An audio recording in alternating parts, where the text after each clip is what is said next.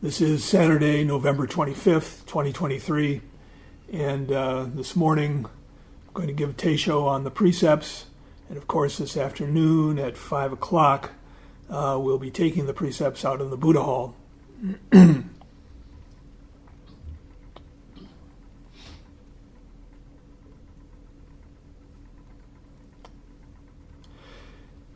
Buddhism, it's said that there are three foundations of Zen practice, of training.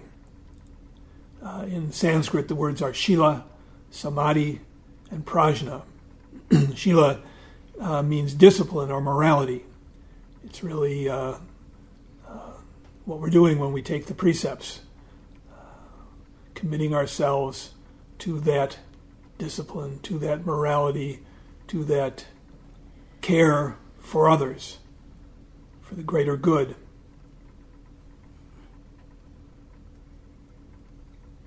Committing ourselves to freeing ourselves from self-centered delusion, the bias we all carry for me,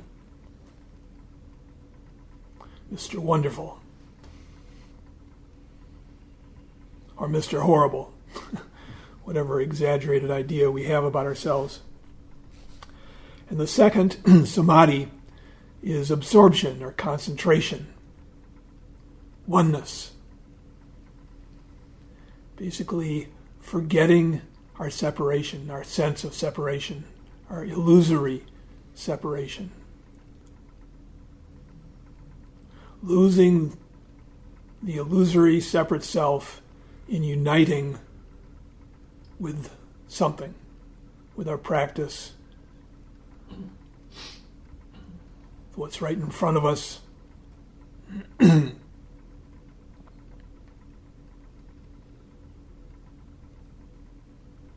finally, prajna, wisdom, enlightenment, seeing into the emptiness of the self, seeing directly.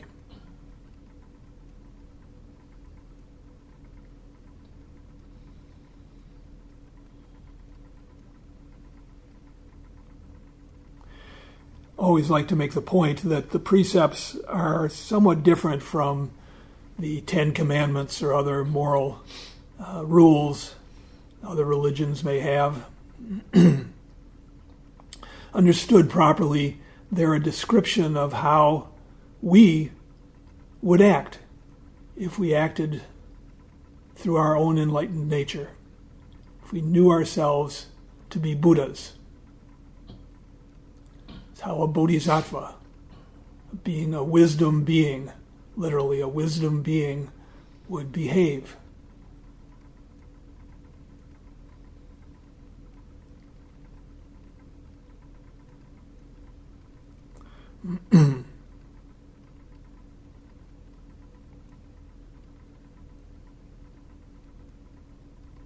In this practice, we start small. Our aspiration may be great, but our understanding and our skill are not great. We start out from the beginning. All of us, to one degree or another. We start small, but we grow forever. Master Dogen said, "There is no beginning to practice, nor end to enlightenment. There is no beginning to enlightenment, nor end to practice." These three, Shila, Samadhi, Prajna, they're both the seed and the fruit. The Buddha said, "From morality comes wisdom, and from wisdom comes morality. Like washing one hand with the other, so is morality washed round with wisdom, and wisdom with morality."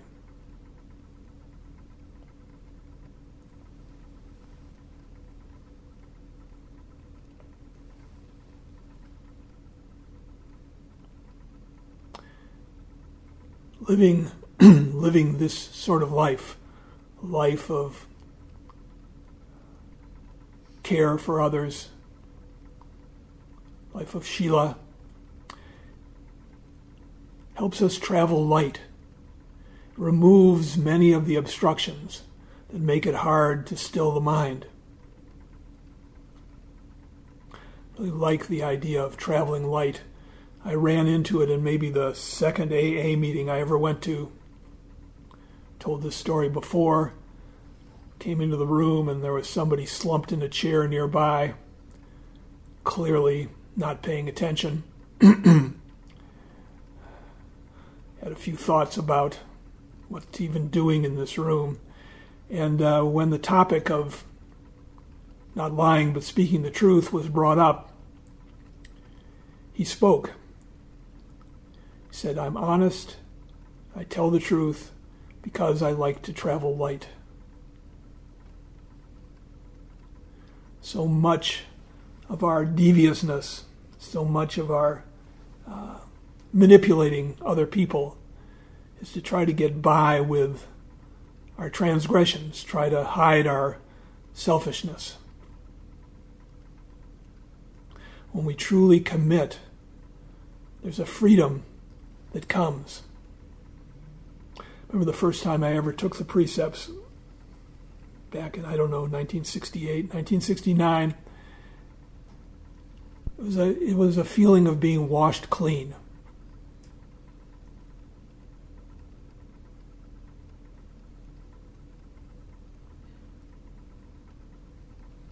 As much as we can commit changes us.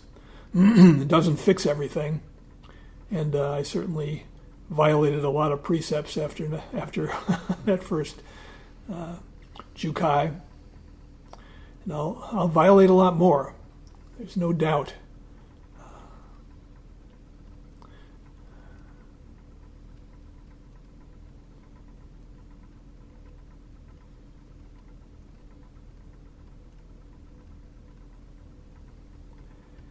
When you read the history of Zen, it's striking how many of the great Chinese masters began their career in the Vinaya school. This is the school that devoted itself. I don't think it even may exist, but certainly not in the numbers that it did back in ancient China. It devoted itself to the memorization and the application of all the monastic rules, far more elaborate than the 16 precepts that we'll take today.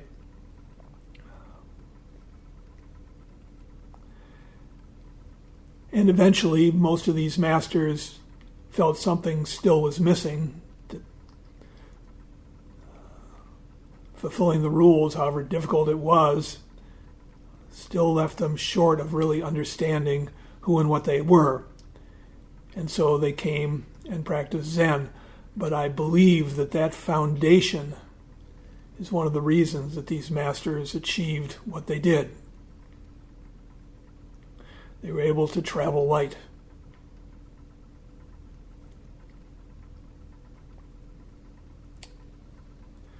The precepts are an easy way for us to see where we cause harm, see where our attachment to our small self, to me, leads us to hurt others. And of course, even ordinary practitioners like us can do good and minimize harm just by refraining from violating the 10 cardinal precepts.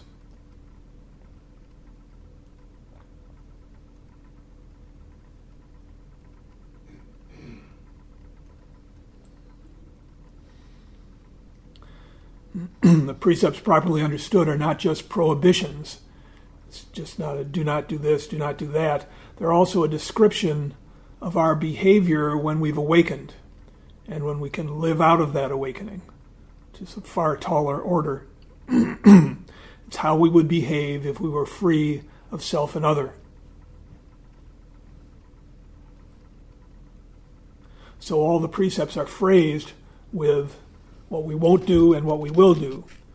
The first precept, of course, is not to kill, but to cherish all life.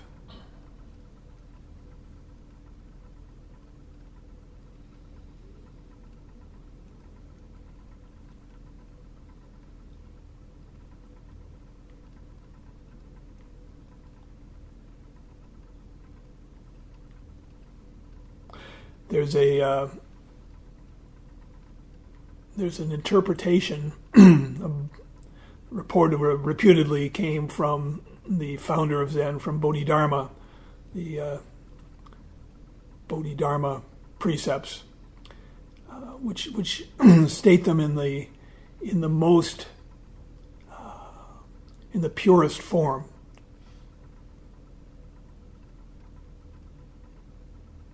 Totally beyond self and other. An example, precept number 5.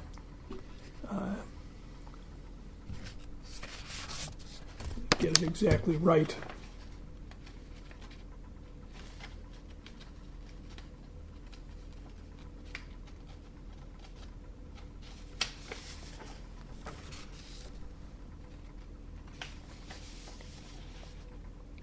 I resolve not to cause others to abuse alcohol or drugs, nor to do so myself, but to keep the mind clear.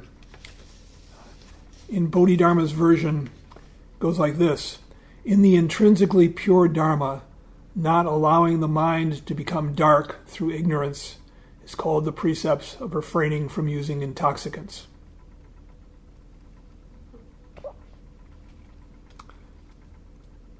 And the third precept: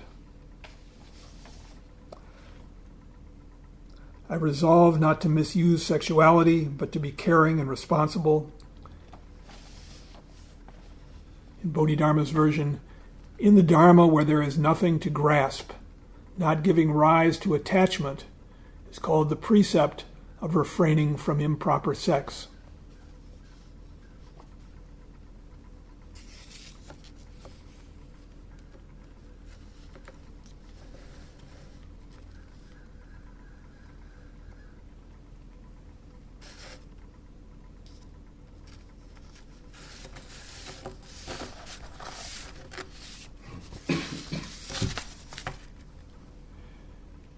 Of course, there's a danger with those precepts, and usually they're taken up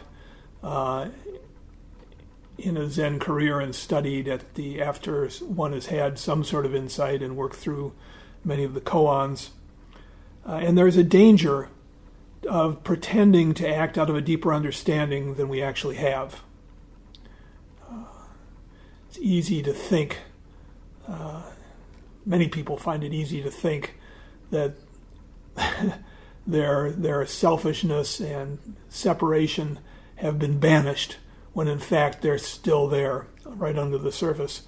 I remember saying something particularly self-abnegating once around Roshi, and he said, "Oh, look who's nothing."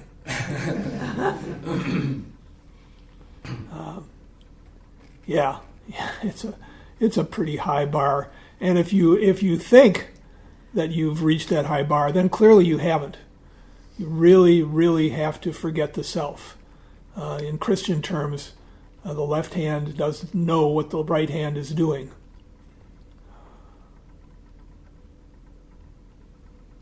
There are some American centers that have their own versions of the precepts, and some of them have come up with some, what I feel are uncomfortably ambiguous formulations. For instance, there's one center for whom the precept on not misusing sexuality is basically not to be greedy. And when you interpret them, when you move away from the simplicity of don't mess with other people, don't harm other people, and you start using, what can become weasel words, I think these precepts really can become cover for a lot of damage. And certainly Zen has, along with most other religions, a sorry history of people in positions of power taking advantage of others.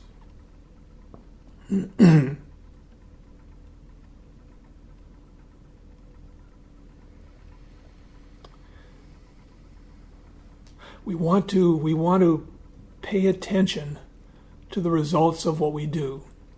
Really, this whole practice is studying ourselves in a wordless way, but also looking at reflecting. if I hadn't put it that way, maybe she wouldn't have been so upset. Reminds me of something that my friend Ernie Walker, who's actually the biological father of my son Ivan, he had a long history of being in relationships and having his partner, the woman, just get sick of him. And he said, I know it's something I do because they all say the same thing. I love that because, obviously he hasn't figured out what it is yet, but at least he knows he knows there's something there. So many people are just in denial. My motives are good, and what's wrong with people? Why do other people always have trouble with me? It's a really, really promising switch when you say, I keep running into the same problem. There's something I'm doing. What is it?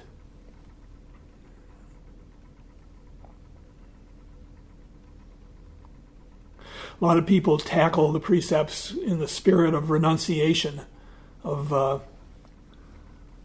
know that's how I did it, certainly at first, with various habits. First with smoking. I smoked for a while and quit and went back and quit and went back, and finally I just said, okay, I'm going to do it. And I took a vow. I vowed to Canon, I will never smoke again. And so far, so good. That was a long time ago.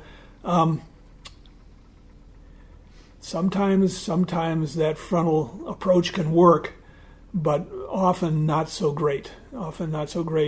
And especially I'm thinking about people trying to, say, renounce alcohol or drugs. It's the reason why the 12-step programs seem to work better than simple renunciation. I quit once before I got into AA. I quit drinking for 3 years. I had really gone off the rails, done something I deeply regretted, and I told my wife, I'm not going to drink again for a long, long time. And I didn't. But I eventually went back thinking that now I could probably do it much more skillfully. I'd be better at it. And I was for almost a year. And then I had to get serious. But I want to read something that Anthony DeMello said about renunciation. This sort of frontal attack. He says, anytime you're practicing renunciation, you're deluded. How about that? You're deluded. What are you renouncing? Anytime you renounce something, you are tied forever to the thing you renounce. There's a guru in India who says, every time a prostitute comes to me, she's talking about nothing but God. She says, I'm sick of this life that I'm living. I want God. But every time a priest comes to me, he's talking about nothing but sex. When you renounce something, you're stuck to it forever. When you fight something, you're tied to it forever. As long as you're fighting it, you're giving it power. You give it as much power as you are using to fight it. This includes communism and everything else. So you must receive your demons, because when you fight them, you empower them. Has nobody ever told you this? When you renounce something, you're tied to it.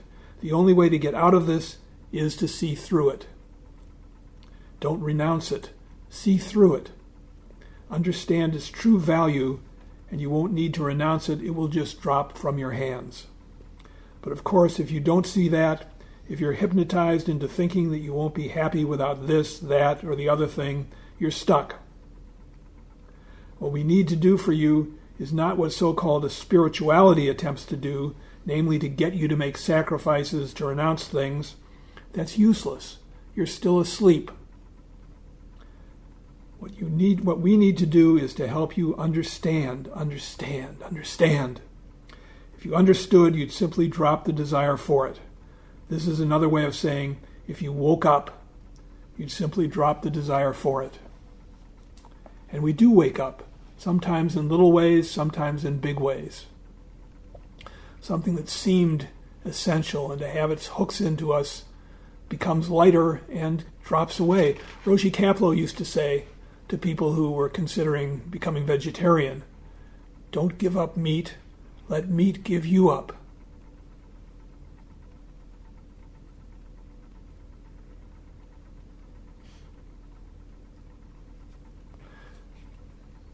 Besides the difficulties we can get into if we just try to tackle the precepts head on and simply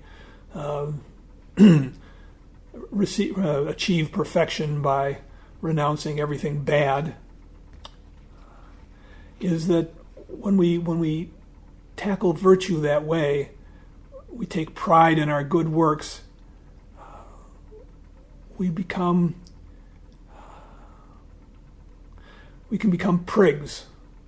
We become morally superior. It's really a danger. A lot of people look down on others who haven't given up what they've given up, don't take the care that they take, feel pride in their own moral superiority and irritation at the unenlightened demands of others. Of course, De Mello is pretty good for this too. He points out that even if you're doing good, you're still selfish.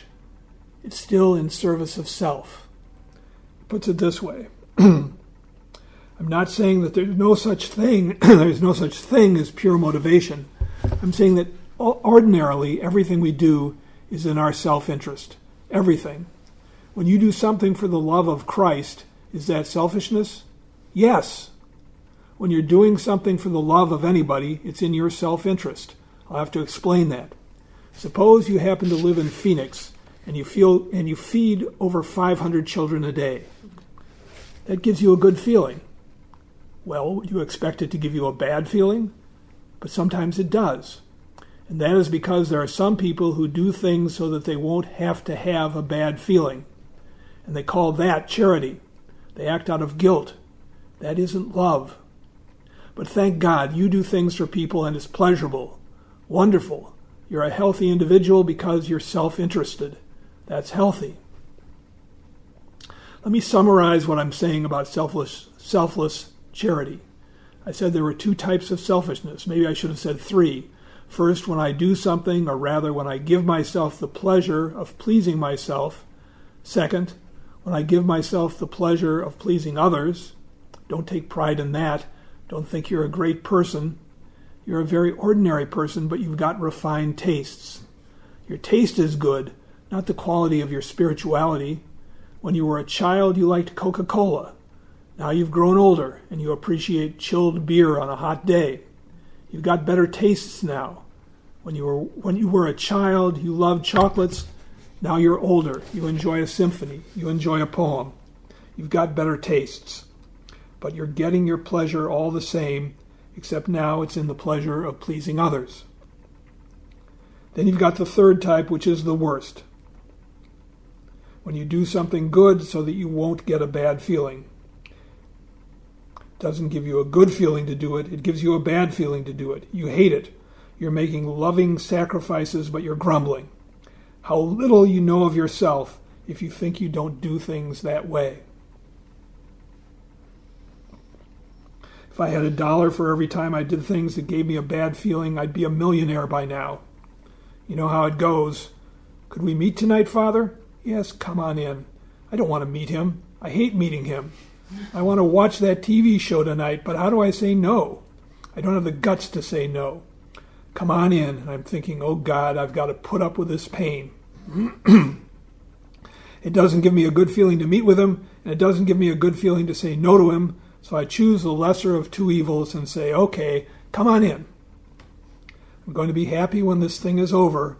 I'll be able to take my smile off, but I start the session with him. How are you? Wonderful, he says, and he goes on about how he loves the workshop, and I'm thinking, oh God, When is he going to come to the point? Finally, he comes to the point, and I metaphorically slam him against the wall and say, well, any fool could solve that kind of problem, and I send him out. Whew, got rid of him. And the next morning at breakfast, because I'm feeling I was so rude, I go up to him and I say, how's life? And he answers, pretty good. And he adds, you know, what you said to me last night was a real help. Can I meet with you today after lunch? Oh, God.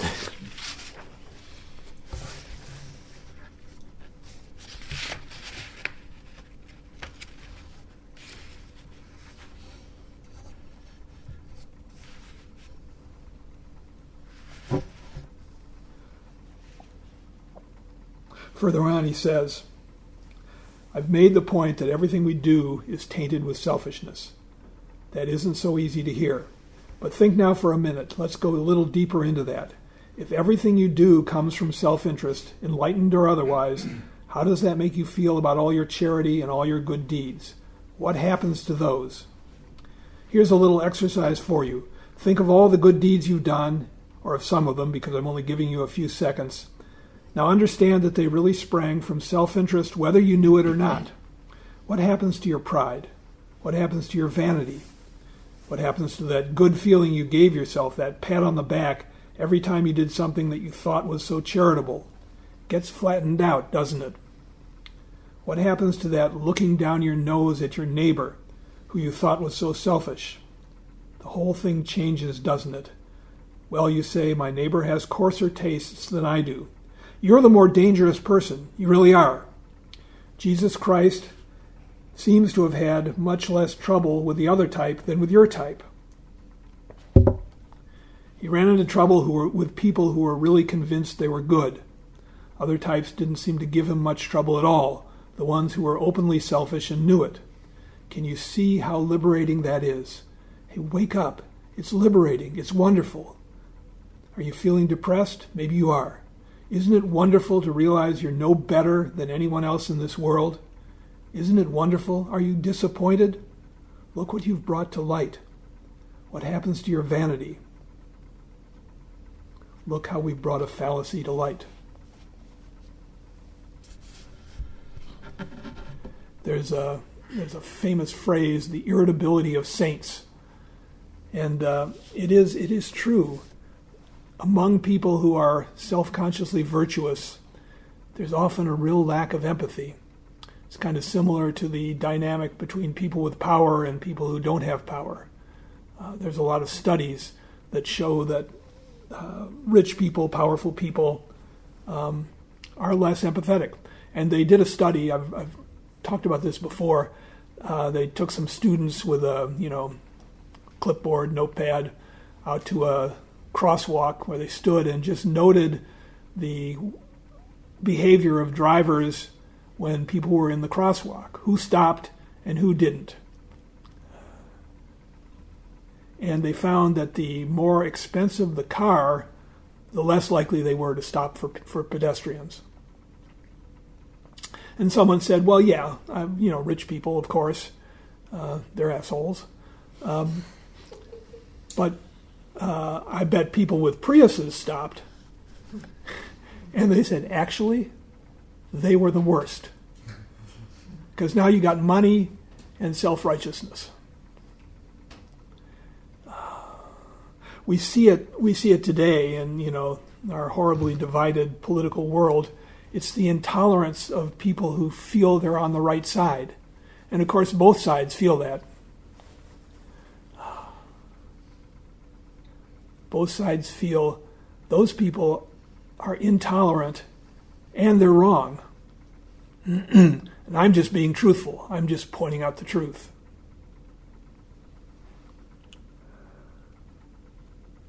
If practice brings us anything, it has to bring us humility. It has to bring us openness. Have to realize, as long as we cling to our imagined superiority, we're problematic. We're getting in the way. We're trouble. We're all flawed and we're all perfect. All of us.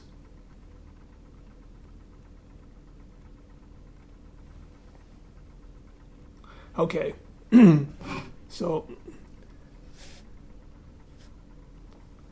that's my rant about not getting too caught up in our sense of our own morality.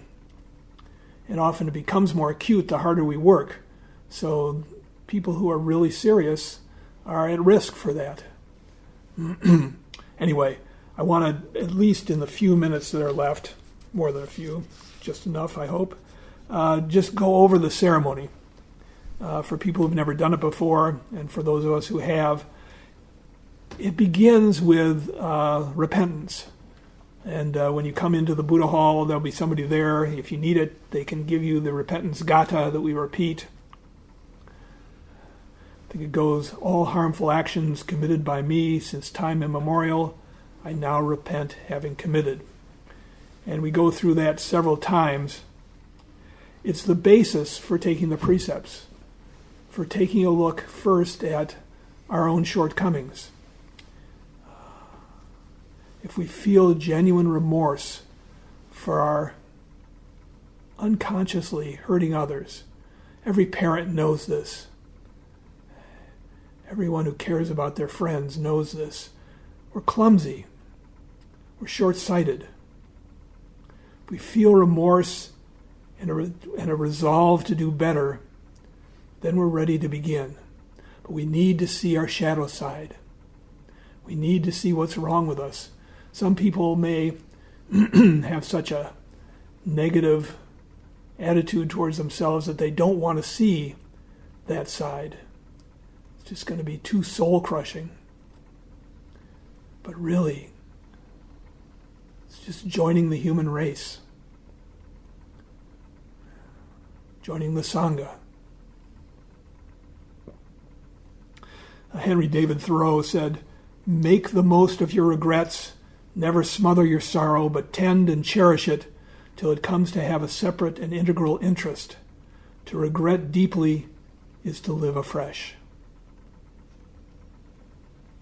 The repentance ceremony is then followed with the 3 refuges. We take refuge in Buddha, Dharma, and Sangha. We go through that 3 times. And then we move on to the 3 general resolutions. I resolve to do no harm. I resolve to do good. I resolve to liberate all living beings, or all sentient beings. We go through those 3 times.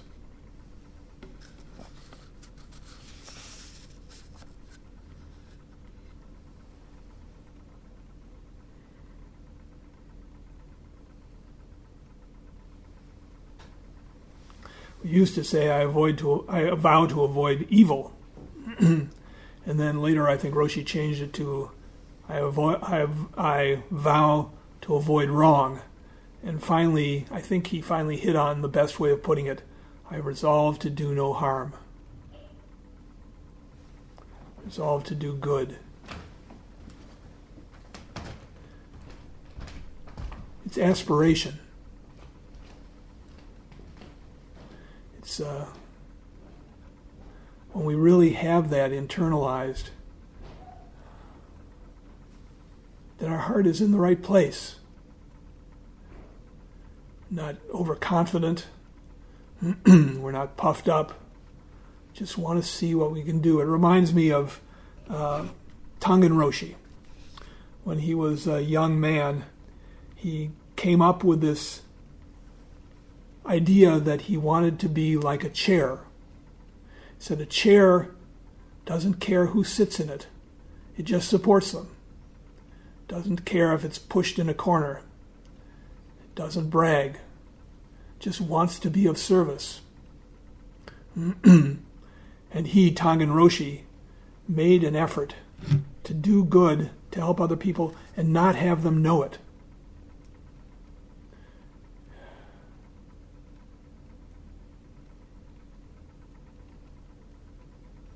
Obviously a remarkable, remarkable man.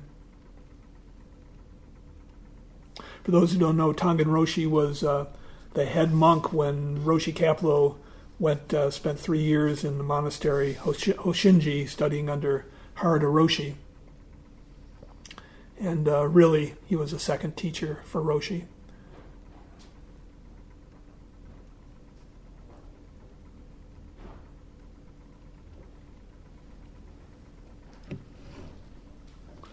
So just to briefly go through the 10 cardinal precepts, which is the final step of Jukai. The first is, I resolve not to kill, but to cherish all life. Of course, there are a lot of different ways that we can kill, and there are a lot of times when we actually have to kill. Roshi Kapleau used to give the example of a rabid dog.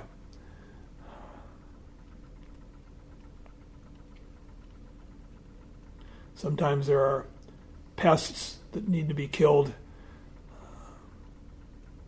I think there was, I can't remember what it was, scorpions, flies, whatever. Somebody asked Tongan Roshi, should I kill it? And he said, well, if you can kill it without hatred, then go ahead.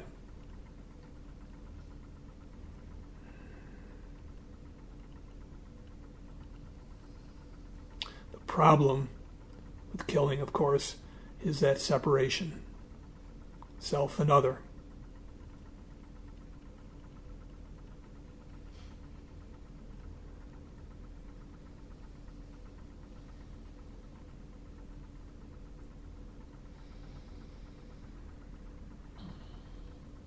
This includes suicide. Probably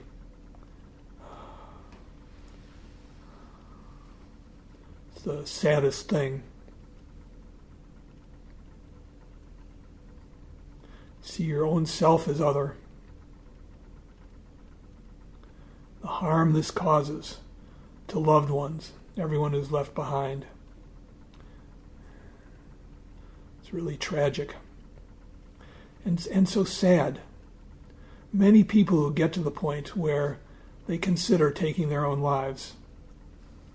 A lot of people have considered that. This is a tough road we're on. But people also come out from it.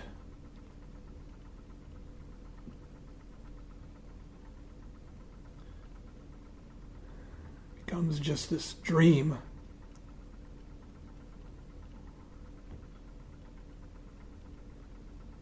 When they do, they can be so much help to others.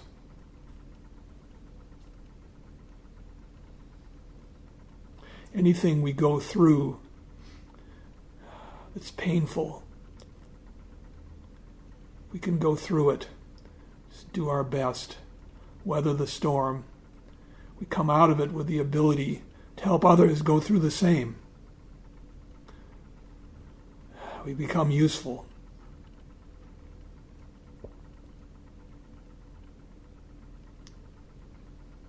The second precept is, I resolve not to take what is not given, but to respect the things of others.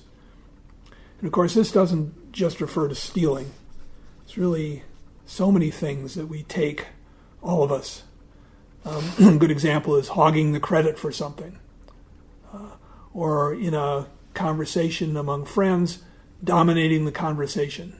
It's our stories that get told. Nobody else can get a word in edgewise. To respect the things of others becomes possible when we're content with what we have, which is really the fruit of practice, to begin to understand that really we have everything we need. The philosopher Immanuel Kant said, a man is not rich by what he has, but by what he can do without with dignity. Told that Immanuel Kant never traveled more than 25 miles from where he was born in Germany. The third precept, I resolve not to misuse sexuality, but to be caring and responsible. Talked about this a little bit already. There's so much damage that can be done.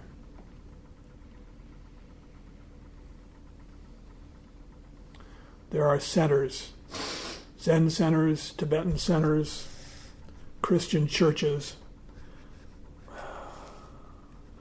so many people have left because of the misuse of sexuality.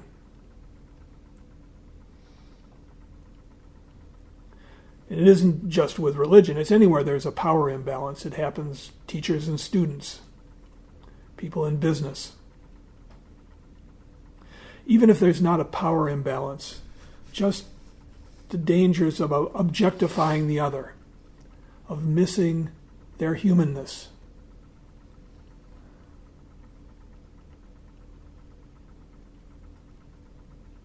To be caring and responsible means to find our intimacy with other people, to become one. Fourth precept, I resolve not to lie, but to speak the truth.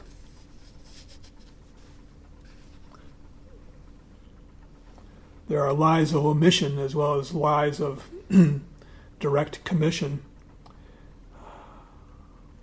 There are times when, of course, we have to maybe soften the blow. There are such things as white lies, which we may still sometimes feel we have to deploy. But if we're lying just to save our own skin, then we're violating the precept. And if we're always brutally honest, we don't care where the chips may fly, then we're also not really keeping this precept. We're not in the spirit of this precept, which is to, through our speech, be of use to other people. The Buddha had a long, long list of things to consider before we say anything. Well, maybe it wasn't so long. It was actually fairly simple. Is it useful? Is it harmful? Some people, like myself, tend to speak really quickly, and sometimes that works out well. But often we hurt other people not even realizing.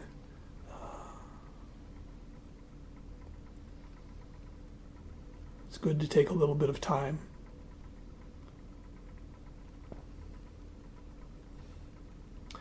The fifth is, I resolve not to cause others to abuse alcohol or drugs, nor to do so myself, but to keep the mind clear.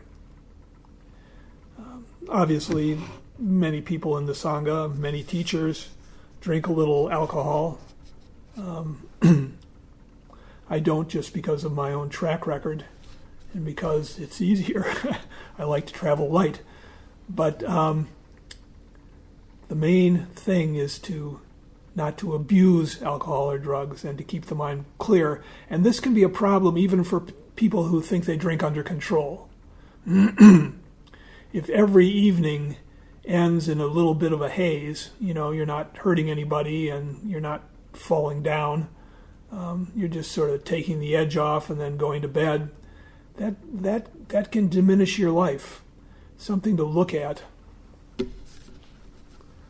I've often said that the people who don't really go off the deep end are the ones who are in the greatest danger. I'm always impressed with the physicist Richard Feynman, who didn't really have a drinking problem by any definition. But here's the story. On an ordinary afternoon in 1949, Feynman was going about his business as he felt a pull to have a drink. Not an intense craving, by any means, but still it was a disconcerting desire for some alcohol. On the spot, Feynman gave up drinking right then and there. He didn't want anything to have that kind of power over him. I also read about that he valued his mental powers so highly. Such a brilliant man. Nothing came before that. For those of us on a spiritual path, something to look at. There's also the phrase from Carl Jung, an honest drink would no man forbid, no man deny. So we have to find our own way with that. No, Roshi says he'll drink half a beer or so, but When the mind begins to cloud, there's a bit of a problem there. And when it goes farther and we start hurting our friends or getting into other addictive behaviors, then clearly we need to find a way to stop. The sixth precept, I resolve not to speak of the faults of others, but to be understanding and sympathetic. I think maybe this is the hardest of all the precepts. So hard not to notice what other people are doing wrong and then find a way, directly or indirectly, to bring it out. The sixth patriarch, Huineng, said, "I see, but I do not see." Someone asked him, "What do you mean by I see, but I do not see?" Huineng said, "Seeing, I constantly see the errors and faults of my own mind. Not seeing, I do not see other people's rights and wrongs, goodness and evil." It's just a question of minding your own business, keeping your side of the street clean. Everybody is like us, just as bad as we are. We're just as bad as they are. To focus on their faults is definitely short-sighted. It's easy, it relieves our feelings of inferiority. It's a way of alleviating the impatience we feel. Sort of a relief valve to talk about others' faults. And I find myself doing it in cases where there is no justification.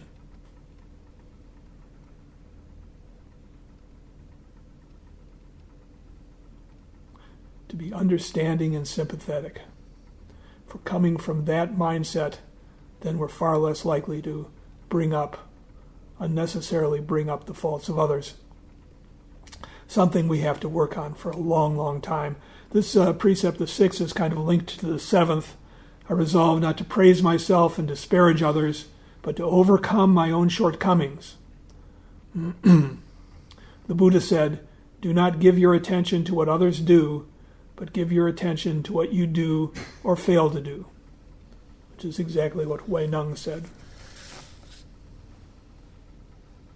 The eighth precept, I resolve not to withhold spiritual or material aid, but to give them freely where needed.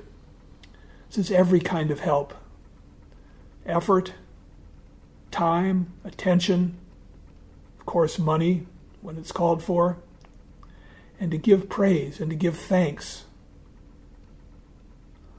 Means so much. It changes our relations to people when we find ways to thank them. Sometimes write a note, phone call. We just forget to do it, it seems like. It's such a little thing, and it really, really makes a difference.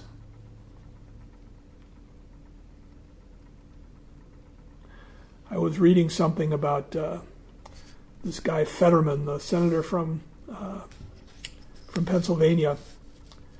There was another political guy in Pennsylvania. I don't know if he was the other senator or somebody in the state government or whatever that was politically at odds with Fetterman.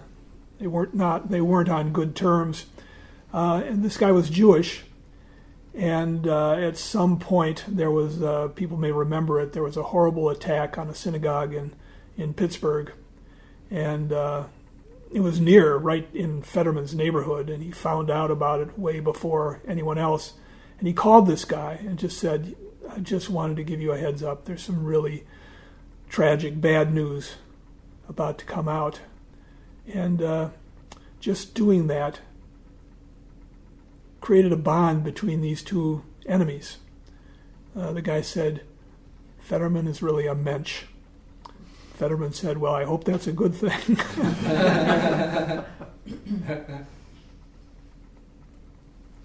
Little words. In Zen, there's a tendency not to, especially for the teacher, not to praise too much because we don't want the student to become complacent. But I think a lot of times we tend to err on the side of no praise. Yeah.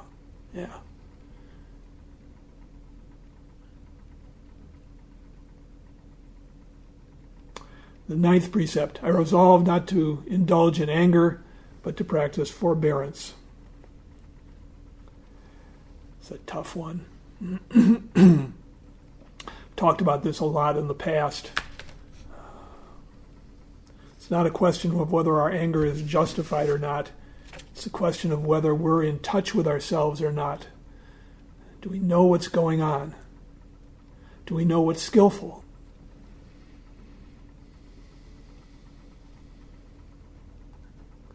I think over time we get better at this if we really work on it. Even when we can't keep ourselves from flaring up, just at least to know that we're doing it. The more we can watch ourselves and be realistic about what we've done, what we haven't done, be willing to see where we're going astray, eventually it will drop away. Eventually we will understand. Don't give up. Finally, the 10th precept, I resolve not to revile the 3 treasures, but to cherish and uphold them. Buddha, Dharma, Sangha. Really, this means respecting ourselves and our potential, having gratitude for this teaching, and gratitude for everyone who does this work. Okay, I've more than used up my time. Stop now and recite the 4 vows.